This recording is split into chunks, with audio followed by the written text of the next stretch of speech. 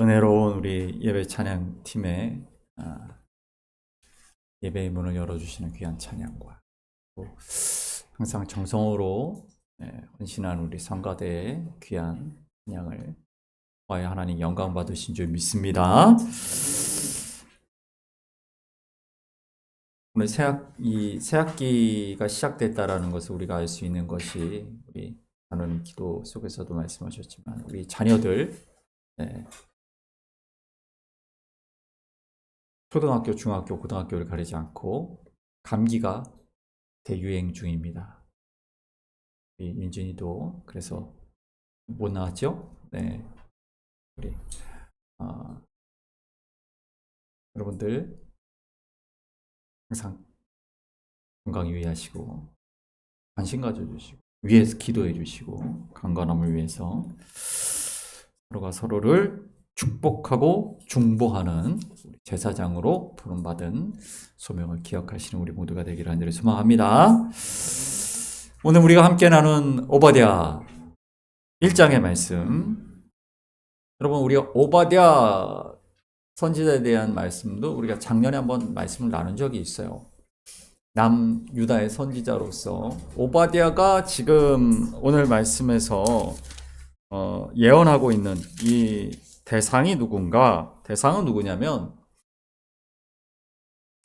21절 우리 문주 집사님 봉독해 주신 대로 에서의 산 에돔을 향한 말씀임을 우리가 알 수가 있습니다. 에돔, 우리가 에돔이라고 한다면 에서의 후손들의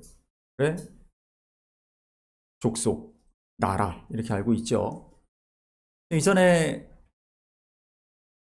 방향에 대한 말씀을 드린 적이 있습니다. 성경에서 방향이 굉장히 중요하다. 이스라엘의 요단강을 중심으로 이스라엘의 동쪽에 있었던 나라들이 있죠. 암몬과 모압과 에돔입니다. 그죠? 암몬, 모압, 에돔. 제가 예전에 아모레 이렇게 기억하십시오. 이렇게 기억하실 수 있습니다. 네. 그들이 암몬과 모압은 롯의 후손이고 에돔은 에서의 후손이죠. 그들이 끊임없이 이스라엘의 역사 속에서 이스라엘을 괴롭히던 사람들이었어요. 그죠? 그리고 하나님을 믿는 같은 조상에서 출발했지만 그럼에도 불구하고 그들은 하나님의 백성으로 살지 않았던 이들이죠. 그들이 동쪽에 있었다. 그래서 동쪽은 이방의 땅이 돼버린 거예요. 그래서 항상 성경에서 동쪽은 그런 이미지를 가지고 있습니다. 아담과 하와가 에덴 동산에서 동쪽으로 쫓겨나죠. 가인이 살인을 저지르고 동쪽으로 쫓겨납니다. 그래서 그 유명한 그 소설, 영화, 우리나라 드라마도 나왔던 에덴의 동쪽이라는 그 개념이 거기서 나오는 겁니다.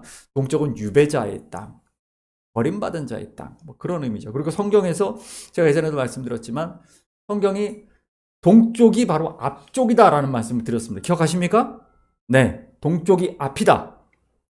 그래서 앞을 이 동쪽이 의미하는 것은 과거다 이런 말씀 드렸죠. 기억하시죠? 그래서 앞이 과거입니다. 앞이 과거고 이렇게 앞을 보고 서 있기 때문에 내 왼편이 북쪽인 거죠. 오른편이 남쪽. 앞이 과거이기 때문에 과거는 보인다. 우리가 어떻게 살아가는지 우리는 알잖아요. 보인다. 하지만 미래는 어디 있다? 뒤에 있다. 뒤는 보인다, 안 보인다?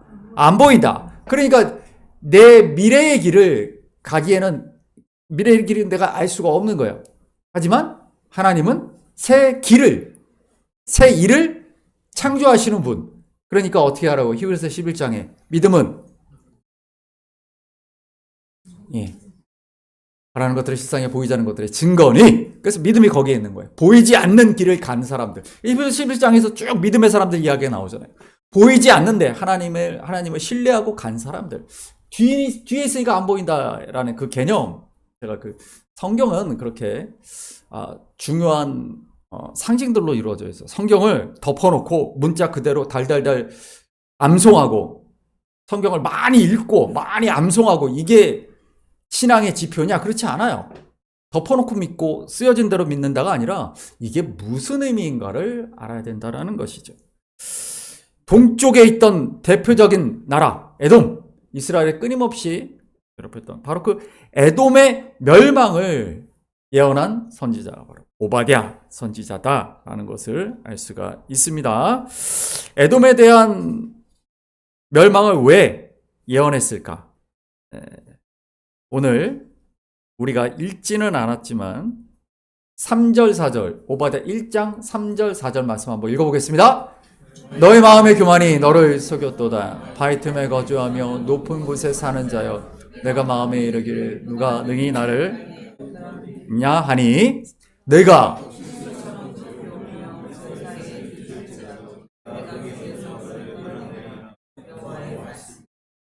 아멘. 에돔의 수도가 이제 에서의 산, 세일산이죠. 굉장히 높은 지대에 있었어요. 우리가 알다시피 성을, 요새를 높은 곳에 세우면 우리가 난공불락이다 이렇게 얘기를 하죠. 그렇기 때문에 그들이 교만했다는 거예요. 누가 우리를 감히 침략할 수 있겠느냐? 독수리같이 그들이 교만하였다. 그런 모습을 보여주고 있는 것이죠. 교만은 바로 하나님에 대한 교만이라는 그런 의미겠죠. 높은 곳에 사는 자여라는 그 말이 그런 뜻입니다.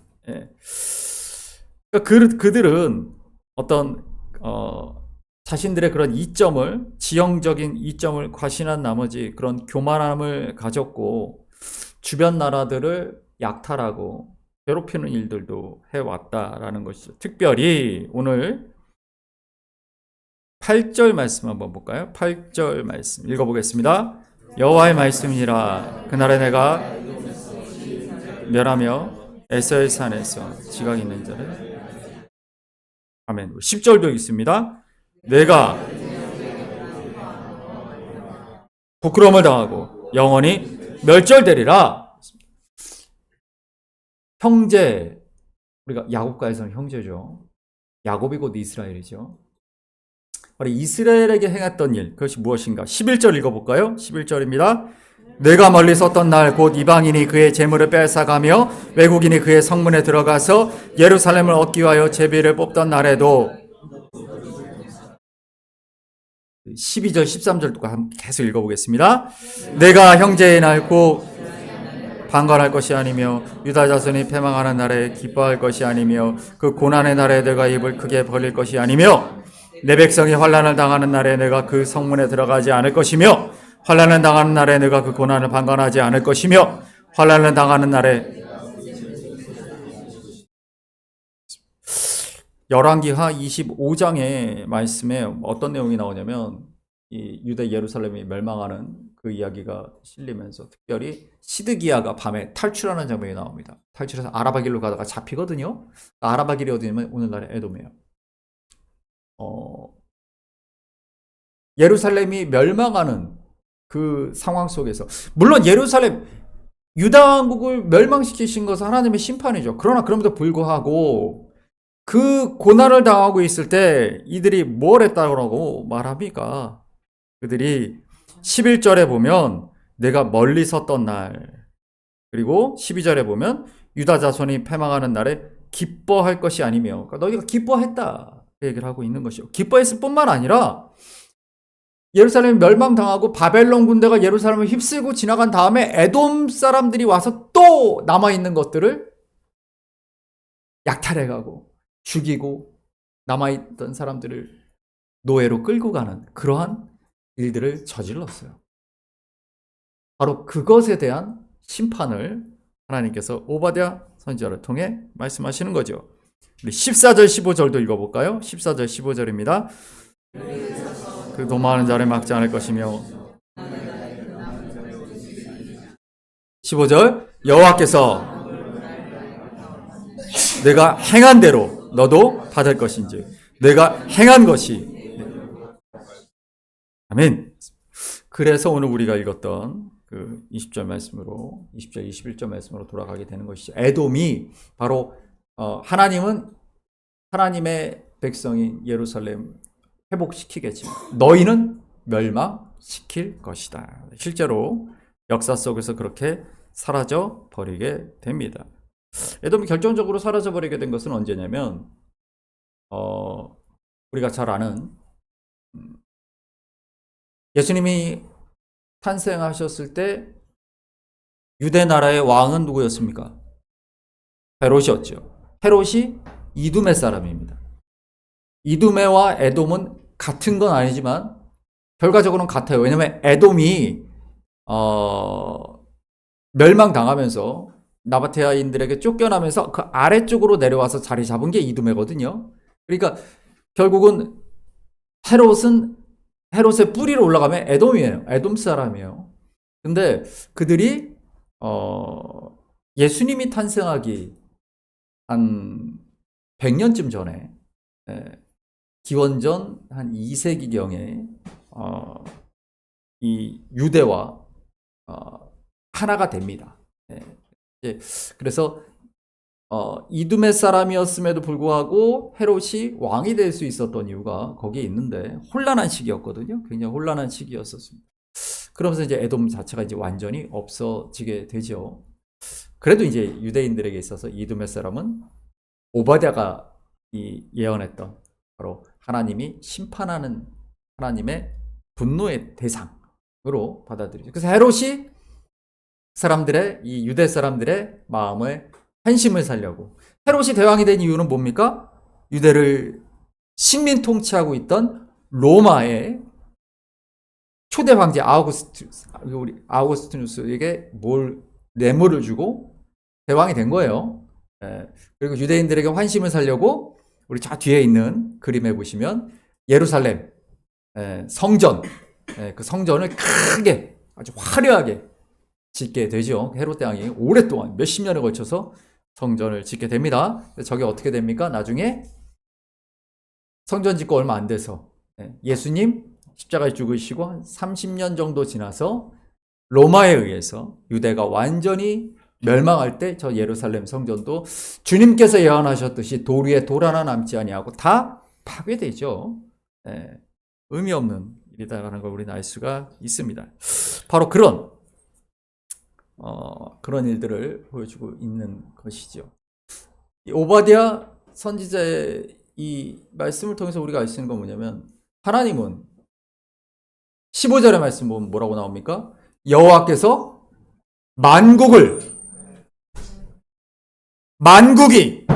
온 열방이, 세계가 다 하나님의 통치 아래 있다라는 것에 대한 분명한 선언을 보여주는 것이 바로 이 오바댜 예언서입니다. 마치 이스라엘만 대상으로 이스라엘의 신인 것처럼 하나님을 그렇게 묘사하지 않죠.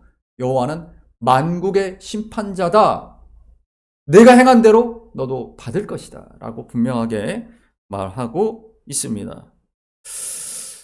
여러분, 제가 사진을 한 장 보여드리겠는데, 이게 뭐죠? 이 어느 나라입니까? 한국이죠. 그럼 이게 뭐겠습니까? 독립문입니다. 서울 서대문구에는 독립문이죠. 여러분, 독립문 가보신 분? 독립문을 가봤다? 네, 분들 계시죠? 옛날에 가보셨으면 지금 보시면 굉장히 많이 달라져 있습니다. 독립공원으로 바뀌어서 끝에 뭐가 있냐면 서대문 형무소가 있습니다. 서대문 형무소, 독립문부터 시작해서 서대문 형무소까지 큰 곳을 독립공원으로 만들어 놓았습니다. 이 독립문을 이 앞을 이제 제가 이 길로 가게 되면, 이 앞에 길로 가면 이제 이쪽에 광화문이죠. 광화문으로 가는 길입니다. 이쪽으로 가면 이제 연세대죠. 사직터널, 연세대입니다. 신촌이죠. 이게 신촌, 그리고 이쪽으로 가면 광화문. 여기가 이제 제가 고등학교 때 제 고등학교 가는 길이었는데, 제가 고등학교로 이렇게 학교로 이렇게 오고 가면서 참 가졌던 의문이 있어요. 뭐냐면, 이게 독립문인데, 이 독립문이 1895년, 96년, 뭐 이때 지어졌거든요? 근데 어떻게 이걸 일제시대 때 일제가 이걸 내버려뒀을까? 이 독립문이라고 선명하게 쓰여져 있는 이 독립문이 어떻게 일제 36년 동안 일본이 이걸 안 무너뜨렸지? 생각을 한 거예요. 제가 왜 그 생각을 하면 이 독립문이 일본에 대한 독립의 의지로 세워진 거다라고 생각하고 있었거든요. 요즘 같은 경우는 인터넷을 검색해 보거나 하면 쉽게 알 수 있겠지만 그때는 그걸 누구한테 물어볼 수가 없어요. 그리고 우리 국사 시간에도 잘 안 가르쳐 줍니다. 예, 그냥 자주 독립의 그런 의지를 담아 서재필 독립협회에서 지었다 이렇게만 하고 넘어갑니다. 국사 시간에. 참 의문을 가졌었어요. 나중에 제가 한국사에 대한 공부를 따로 하면서 의미를 알게 됐는데 이 앞에 이 숫돌이 있죠. 이 두 기둥 주춧돌이 있습니다. 이게 뭐의 흔적이냐면 영은문을 여기 영은문이 세워져 있던 곳이에요. 이 영은문을 없애고 독립문을 세운 겁니다. 영은문이 뭐냐? 영은문은 청나라 사신, 중국 사신들을 환영하는, 접대하는 그 영은이란 뜻이 그 뜻입니다. 그 문을 없애고 독립문을 세웠다. 이게 무슨 의미냐면 1884년 그 앞으로 가게 되면 1882년에 이모군란이 있죠. 이모군란이 뭡니까? 당시에 왕은 황고종이죠. 고종의 아내가 민비죠. 나중에 명성황후가 되는, 우리가 민비라고도 부르고 명성황후라도 부르는데, 그 외척들이, 민비와 외척들이 나라를 정말 수탈하고 정말 나라를 혼란스럽게 만들었죠. 그런 상황 속에서 군인들이 들고 일어나면서 그때 민비에 의해서 그 외척 민씨 일가에 의해서 쫓겨났었던 대원군을 옹립하고, 그때 군인들이 난을 일으킨 거예요. 그때 어떻게 됩니까? 청나라 군대가 들어와서 대원군을 다시 중국으로 붙잡아가고 청나라로 붙잡아가고 진압하죠. 그 이모군란의 이후에 바로 2년 후에 우리가 잘 아는 1884년 갑신정변이 일어나죠. 갑신정변이 뭡니까? 김옥균, 박용효, 서재필 등이 급진 개혁파, 정확하면 친일 개혁파죠. 일본의 힘을 들어서 중국 세력을, 청나라 세력을 몰아내자. 그렇게 일어난 것이죠. 1894년에 우리가 잘 아는 동학농민 전쟁이 일어납니다. 그때 그걸 빌미로 청나라 군대와 일본 군대가 들어오죠. 그래서 어떻게 됩니까? 결국 그것이 청일전쟁이 되죠. 청일전쟁이 돼서 그 이름에까지 전쟁이 이어지고 결국 누가 이깁니까? 청일전쟁? 일본이 이기죠. 일본이 승리하게 되면서 청나라 무려 500년, 조선 500년을 조선을 영향권 아래 두었던 중국 세력을 다 몰아냈다. 그 기념으로 세운 게 독립문입니다. 그러니까 이 독립문은 우리가 이제 개선문 얘기하려고 제가 얘기를 하는 건데, 원래 전쟁에서 승리한 것을 기념하여 승전한 개선장군이 들어오는 문이 개선문이죠. 그러니까 이 독립문은 원래 뭐냐면 청일전쟁에서 일본이 승리한 걸 축하하는 문입니다. 그래서 이 독립문을 건설할 때 제일 돈을 많이 낸 사람이 이완용입니다. 여기 독립문 써 있는데, 독립문 써 있는 이 글씨도 이완용이 쓴 겁니다. 그리고 이완용이 독립협회장이죠. 회장이 됩니다. 이거 세우고. 그리고 독립협회장이 된 후에, 몇 년 후에, 우리 잘 아는 것처럼 을사늑약을 통해 일본에 우리나라를 넘겨주죠. 아이러니하게도 독립문을 세운 사람들, 독립협회 사람들이 우리나라를 일본에 팔아 넘기는 을사오적의 주체가 되죠. 이 건너편에 보시면, 그 다음 사진 한번 보시면, 이 맞은편에 이 독립문이 건너편에 이 서대문 형무소가 있습니다. 서대문 형무소는 경성 감옥소였다가 나중에 서대문 형무소가 되었고요. 나중에 서울 구치소가 됐다가 지금 역사관으로 바뀌고, 원래 여기 있던 게 경기도 의왕시로 가게 되죠. 얼마 전까지 윤석열 대통령이 있었던 그 서울구치소가 원래 여기입니다. 서대문 형무소죠. 거기 가면은 특히 독립운동을 하다가 이 서대문 형무소에서 모진 고난을 당했던 분들의 사진들이 걸려 있어요. 예. 이제 아이러니하지요? 독립문과 서대문 형무소가 마주보고 있는데 이 서대문 형무소에서 죽어간 그 많은 이들의 그런 어떤 독립의 의지, 그 독립의 의지와 독립문이 의미하고 있는 건 굉장히 의미가 다르다. 서재필이라는 그 독립협회를 세운 그 사람은 갑신정변의 주역이기도 했었고, 그때부터 이제 친일 세력들이 끊임없이 정권을 잡으려고 했었고, 결국은 이제 나라를 독립협회가 앞장서서 나라를 일본에 넘겨준 그 사건. 그런데 그 서재필이라는 사람이 3.1운동 때는 또 일본에 대한 독립의 자리로 나갑니다. 서재필은 굉장히 천재였거든요. 똑똑한 사람이었습니다. 미국으로 유학하기도 했어요. 갑신정변 실패해서 일본으로 도망갔다. 김옥균하고 박영효랑 다 일본으로 도망가지 않습니까? 청나라에 의해 쫓겨서. 그랬다가 다시 미국으로 가고. 한때는 일본의 힘을 빌어서 우리가 강해져야 된다고 하다가 나라를 일본에 넘겨줬지만 그 후에는 다시 이 역사를 우리가 지금 바라보다 보면 그 사람이 야 누가 친일파야 이 사람은 잘못된 사람이야 라고 우리는 지금은 그렇게 얘기할 수 있지만 그 시대 그 혼란한 시대를 살아갔던 사람들의 입장에서는 뭐가 옳고 뭐가 그른지 몰랐다는 거죠. 서재필이라는 사람의 삶도 그렇다. 얘기를 제가 왜 드리는지 이따가 설명을 또 드리고, 이 독립문이 뭘 따서 만든 거냐면, 그 다음 보여주십시오. 감사합니다. 예, 프랑스 파리입니다. 이게 개선문이죠. 그 유명한. 이 개선문을 누가 만들었습니까? 그렇죠. 나폴레옹. 예, 나폴레옹의 개선문입니다. 개선문이라고 아까 말씀드렸던 것처럼 전장의 승리를 기념한다. 나폴레옹을 우리가 많이 위인이다. 나폴레옹, 징기스칸, 알렉산더가 위인이다.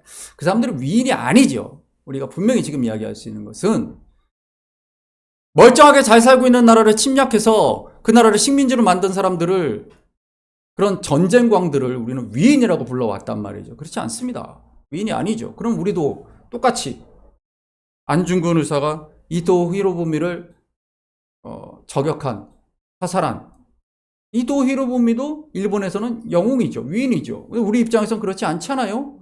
예, 그러니까 우리가 막연히 그런 폭력을 숭상하던 시대가 무엇이 잘못됐는지를 기억할 필요는 있어요.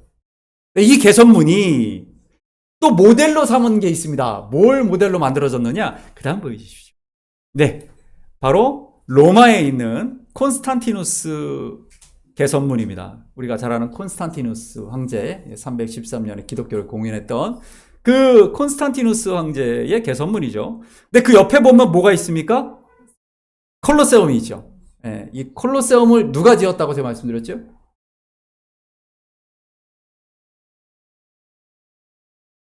유대 독립전쟁, 유대전쟁에서 패배하고 유대가, 예루살렘이 완전 멸망한 다음에 그 포로들을 끌고 왔어요. 한 10만 명을 끌고 왔습니다. 그 포로들 수만 명이 이 공사에 동원됐죠. 그 타이투스가 예루살렘을 불태우고 AD 73년 완전히 유대를 완전히 지도에서 사라져버리게 한 다음에 그 많은 사람들을 포로로 끌고 왔습니다. 유대인들이 지은 겁니다. 유대인들이 지었고, 이 타이투스가 그 다음에 황제가 되죠. 타이투스의 동생 도미티아누스 황제 때 여기서 수많은 기독교인들이 죽음을 당하게 되는 것이죠. 그 타이투스, 예, 그 다음 보여주십시오. 바로 이 콘스탄티누스 개선문하고 가까이 있습니다. 가까운 곳에 가장 오래된 개선문이 있습니다. 타이투스 개선문. 타이투스가 유대 독립전쟁에서 승리하고 유대라는 나라 아예 없애버리고 이 로마로 귀환한 것을 기념하는 타이투스 개선문입니다. 이게 가장 오래된 개선문입니다. 여기에 보시게 되면 이 부조가 있죠. 이 그림이 무슨 그림인가? 가까이 보시면, 그 다음 보시면, 네, 바로 예루살렘 성전을 약탈하고 있는 모습을 보여줍니다. 이게 메노라죠. 성전에 들어가 있던 등잔이죠. 등대, 그리고 성전의 중요한 기물들, 이것들을 약탈하는 모습. 이게 승리의 모습이에요. 유대라는 나라의 예루살렘 성전이 가장 중요한데 그 성전에 있는 것들을 우리가 다 들고 왔다. 이걸 기념하고 있는 것이죠. 바로 오바댜 예언자의 그 예언의 그 내용의 이 배경되는 이야기가 바로 이 이야기입니다. 우리 20절, 21절 말씀 볼까요? 20절, 21절 읽어봅니다. 사로잡혀 이스라엘의 많은 자손은 사르밧까지 얻을 것이며 예루살렘에서 사로잡혔던 자들 곧 스바라스에 있는 자들은 애굽의 상업들을 얻을 것이니라. 구원받은 자들이 에서의 산을 심판하리니 나라가 여호와께 속하리라. 아멘. 오바댜 선지자 이 말씀 굉장히 중요한 얘기입니다. 나라가 여호와께 속한다. 우리 혼란스러운 역사 속에 살고 있을 때에는 뭐가 정이고 뭐가 옳은 일인지 우리가 인간의 생각으로는 판단하지 못할 때가 많아요. 역사가 이게 어떻게 흘러가는 것인지, 이 혼란이 어떻게 정리될 것인지 인간은 모르죠. 그러나 그 혼란의 시대 가운데 그 전쟁과 그 살육과 예루살렘 성전이 불타고 막 이런 상황 속에서 오바댜가 지금 뭐라고 외칩니까? 만국을 통치하시는 분은 하나님이시고 나라는 여호와께 속해 있다. 반드시 하나님께서 하나님의 때에 심판받을 자들은 심판하시고 회복시킬 것은 회복시킨다라고 선언하고 있는 것이죠. 로마서 10장 11절 말씀 한번 12절 13절까지 말씀 읽어봅니다. 성경에 이르되 헬라이냐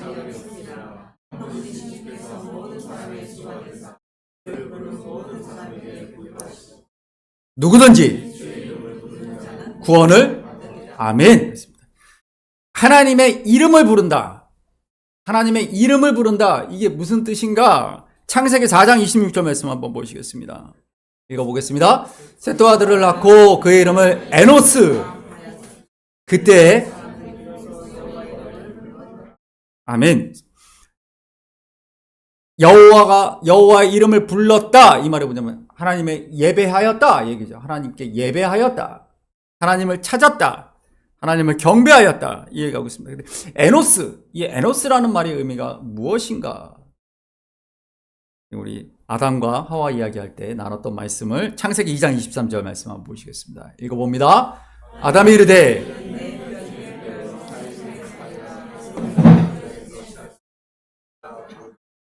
아멘. 이 원어를 보시겠습니다. 남자에게서 취했으니 여자다. 이게 우리말로는 이해가 되지 않은 말인데 히브리어 원어로 보면 이 이씨와 이샤 같은 이씨와 이샤라는 그 말에 남자와 여자라는 그 말에 어원이 에노스입니다. 사람이라는 뜻이에요. 에노스는 사람이라는 뜻이에요. 그 사람에서 이슈와 이슈아가 나와요. 남자와 여자가 합쳐져서 사람입니다. 에노스란 무슨 뜻이냐면 한계가 있는 연약한이라는 뜻이에요. 죽을 수밖에 없는 이런 뜻을 갖고 있어요. 그러니까 인간이라는 이름 자체가 남자와 여자라는 그 말 자체가 남자와 여자라는 말이 합쳐져서 에노스가 되는데 그 사람이라는 말 자체가 한계가 있는 죽을 수밖에 없는 연약한 깨어지기 쉬운 영어로 weak 이런 뜻을 갖고 있어요. 그렇다면 내가 그런 존재인 줄 사람들이 알았을 때 하나님을 이름을 불렀다라는 뜻으로 우리가 이 말씀을 이해할 수 있다라는 것이죠. 하나님께 진정으로 예배하는 자들은 누군가 내가 얼마나 연약하고 부족하고 깨어지기 쉽고 한계가 있는지 아는 사람이 진정으로 하나님께 예배한다는 거예요. 우리가 예배하는 자, 아까 우리가 에돔이 왜 망합니까? 교만하여 망했다 이렇게 얘기하시잖아요.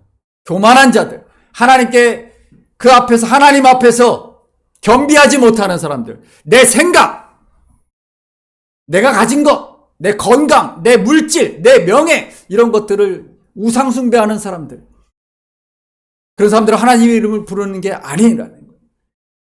내가 에노스인 걸 아는 사람, 내가 연약한 사람, 내가 모자란 사람, 내가 부족한 사람, 내가 죽을 수밖에 없는 자인 걸 아는 이가 바로 전능하신 하나님 앞에 예배할 수 있다.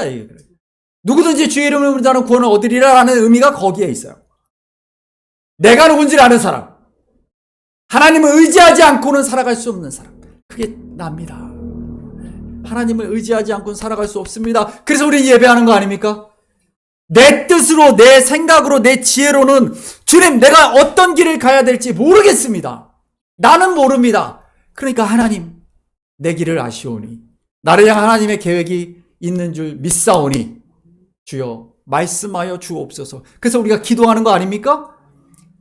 에노스라는 내가 얼마나 부족한 존재인지를 아는 사람만이 하나님께 예배한다라는 그 말을 하고 있는 것이죠. 요엘 2장 32절을 읽습니다. 같이 읽습니다. 누구든지 여호와의 이름을 부르는 자는 구원을 얻으리니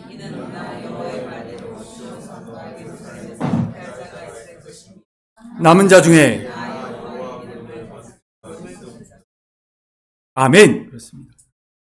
여호와의 이름을 부르는 자가 구원을 받는다라고 성경에 선포했죠.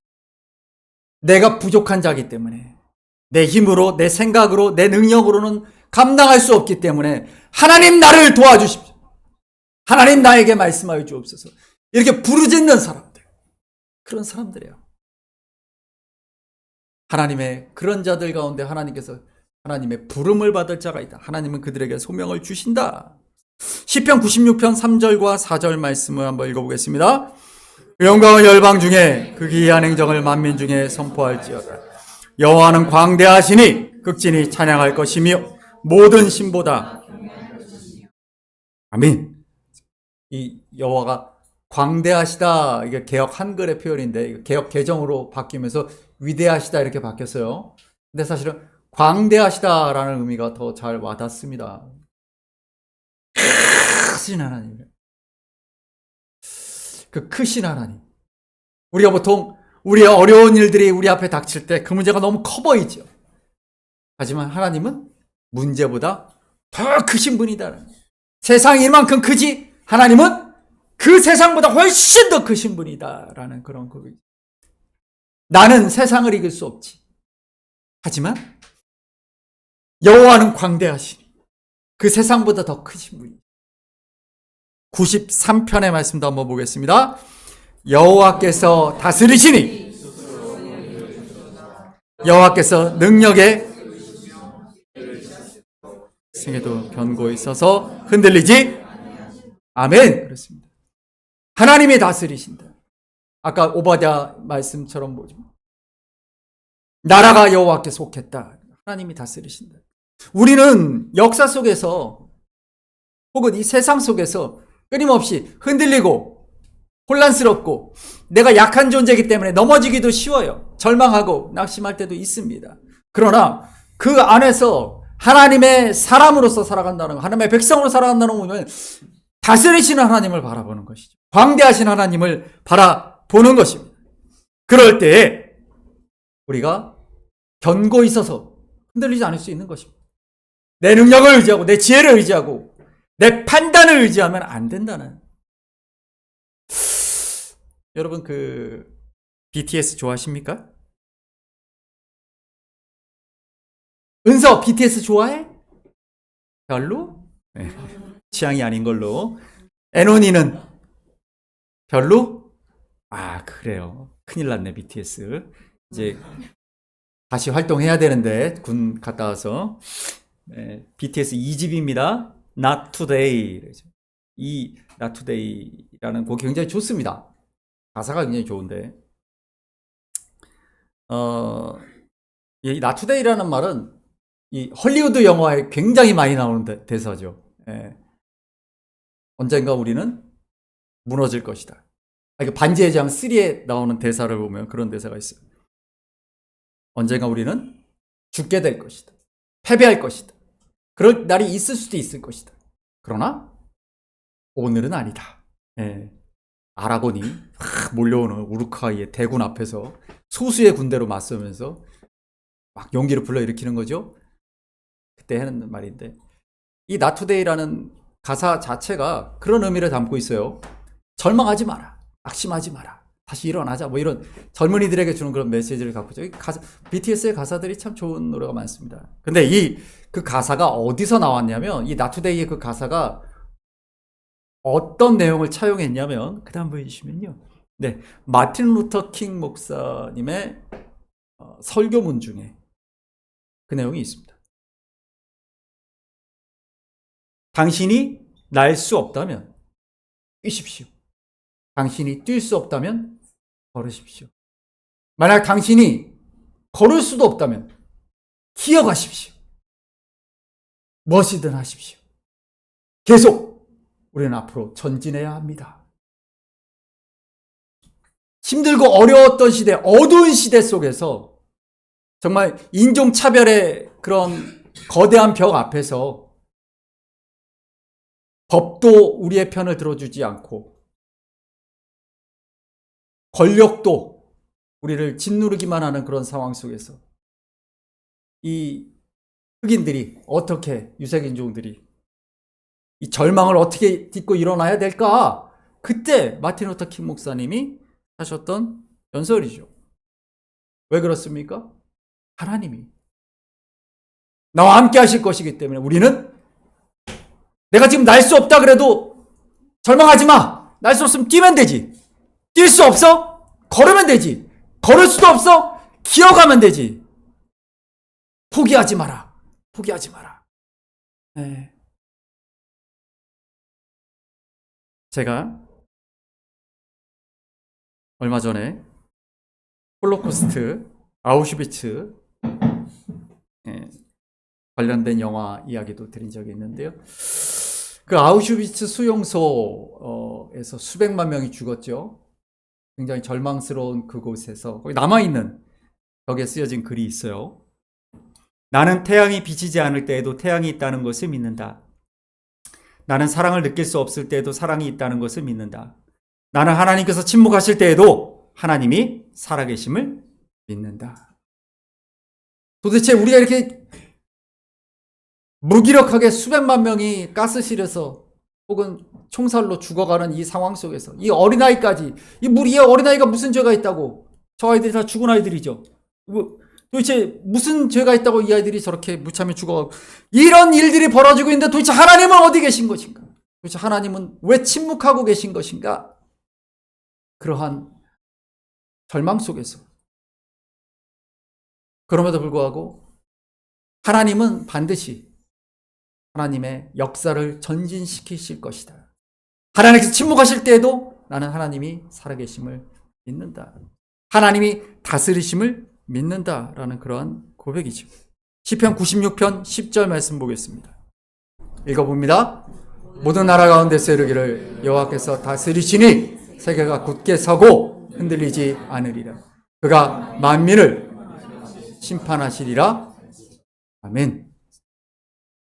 사랑하는 여러분, 오늘 우리는 오바댜의 말씀도 보고 로마서의 말씀도 보고 여러 성경의 말씀들을 봅니다.